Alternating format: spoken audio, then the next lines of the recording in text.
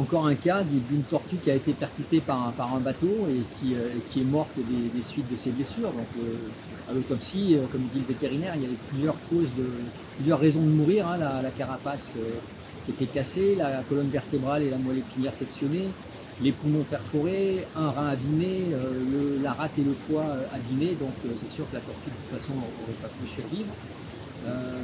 Le moniteur de plongée qui a récupéré la tortue l'a récupérée juste après avoir vu passer au-dessus d'eux deux bateaux à pleine vitesse, alors qu'ils étaient sur un site de plongée qui est à moins de 200 mètres de la barrière de corail. Donc c'est une zone où normalement la vitesse est limitée à 5 nœuds.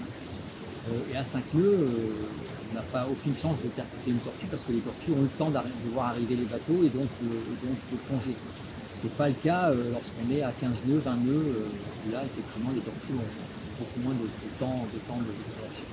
Donc c'est vraiment la vitesse qui est la cause de ces collisions. C'est des collisions qui augmentent depuis 2018 de façon très très importante.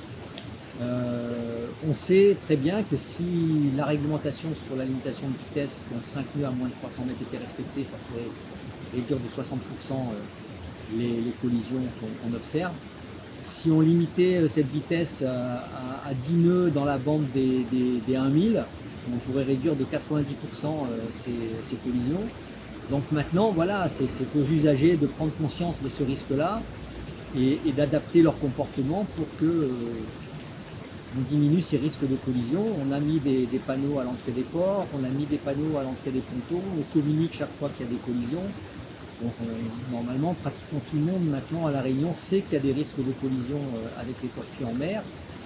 Donc il faut vraiment adapter ces comportements pour limiter ces risques. Donc, depuis 2023, on est à la sixième tortue victime de collision sur La Réunion. On était sur une base de 7 tortues l'année dernière, donc en 2022.